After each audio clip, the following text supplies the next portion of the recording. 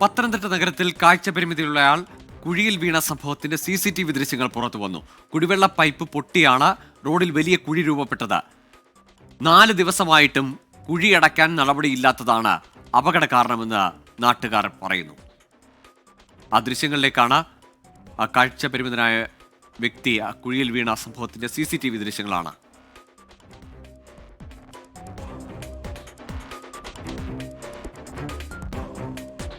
AV Jaishankar ചേരുന്നുണ്ട് വിശദാംശങ്ങളുമായി. ജയശങ്കർ, ഏതായാലും പിറകിലേക്കാണ് വീണതുകൊണ്ട് പരിക്ക് കാര്യമായി ഇല്ലാതെ രക്ഷപ്പെട്ടു. ഈ അനാസ്ഥ വെളിവാക്കുന്ന ദൃശ്യമാണ്. അതും കൃത്യമായി അവിടെ ഒരു ഈ കോൺസ് വെച്ചിട്ടുണ്ടെങ്കിൽ പോലും അവിടെ അങ്ങനെ ഒരാൾ നടന്നു പോകാൻ അതിരിക്കാനുള്ള ഒരു തടസ്സമൊന്നും അവിടെ ഇല്ലാതാനും അല്ലേ?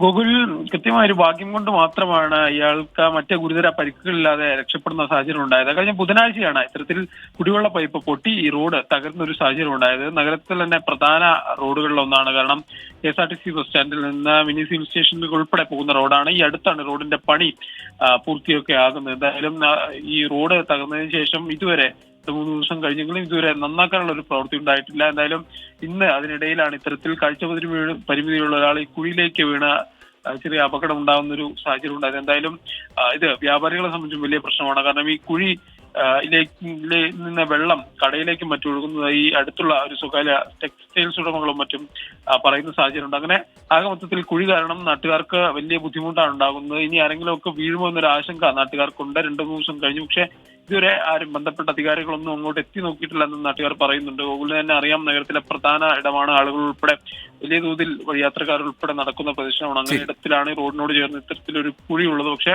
കുഴിയുടെ കാര്യത്തിൽ ഒരു പരിഹാരമില്ല. അത് നാട്ടുകാർക്കൊരു വള്ളിയായി മാറിയിരിക്കുന്ന സാഹചര്യമാണ് ഗൂഗിൾ ലെവൽ. ശരി, കുഴിയെടുത്താൽ അത് നന്നാക്കാത്ത ഉദ്യോഗസ്ഥരാണ് നാട്ടുകാർക്ക് പണിയെടുക്കുന്നത്. ഏതായാലും ഇനി ഒരാൾ വീഴുന്നതിന് മുമ്പ് ആ കുഴിയടയ്ക്കാനുള്ള നടപടി ഉണ്ടാകട്ടെ. AV ജയശങ്കറാണ് പത്തനംതിട്ടയിൽ നിന്ന് വിശദാംശങ്ങൾ പങ്കുവച്ചത്.